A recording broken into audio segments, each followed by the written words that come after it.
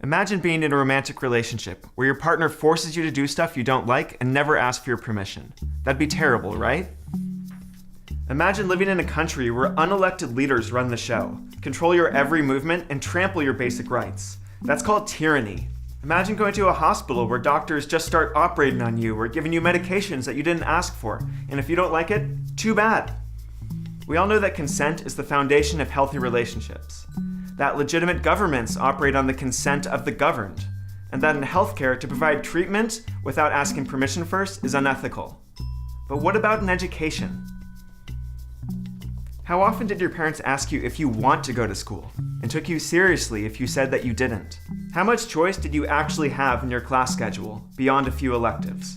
How much freedom did your teachers give you to complete assignments or meet objectives in a way that works for you? My guess is you had very little say in your education. You probably had to ask permission just to go to the bathroom. What if the government forced adults to go back to school for some supposedly noble purpose, like parent training, for example, and restricted their time, speech, and movement, forced them to stay in class, gave them mandatory homework? What if we did this to all adults in the name of citizenship or ongoing education? We wouldn't stand for it. There'd be a revolution. I'm glad I don't live in a country with re-education camps for adults, but I'm disheartened that we still treat young people as undeserving of consent and incapable of handling it. Yes, consent gets messy when we're talking about little kids, but adolescents and teenagers, they're capable of understanding their options and making informed decisions. They've been making big decisions and taking on real responsibilities since the dawn of humanity. It's only very recently that we've restricted their scope of action through the institution we call school. So what might consensual education look like? How about this?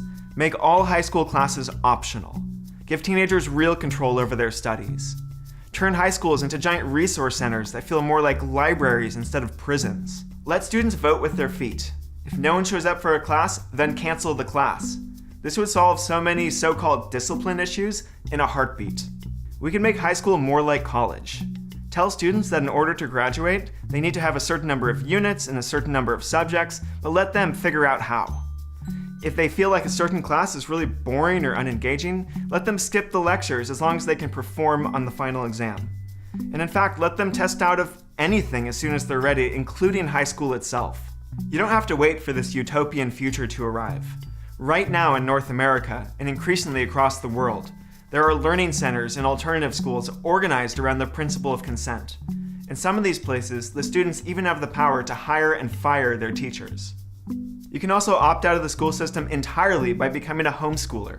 Homeschooling is legal across the United States and increasingly across the world, and it's the cheapest and fastest way to take back control over your or your child's education.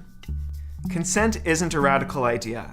When we give people real choices, including the choice to say no, they feel respected and they act more responsibly. Essentially, let's treat young people more like adults, since after all, that's who we're trying to help them become. To fix education, make it consensual.